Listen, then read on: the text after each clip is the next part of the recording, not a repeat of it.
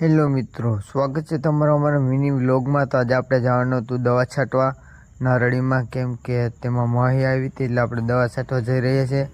ના છે આપણો ડિઝાસ્ટર વોલ અને છે આ અમારા ગામનું તળાવ। અને આ તમે જે જોઈ રહ્યા છો તે જય દ્વારકાધીશ ગૌસેવા હોસ્પિટલનું કામ ચાલુ છે।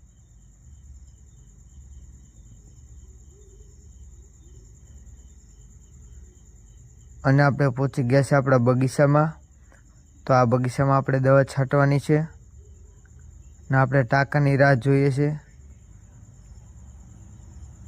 અને આ બગીચામાં નારળ પણ આપણે પાડી લીધા છે।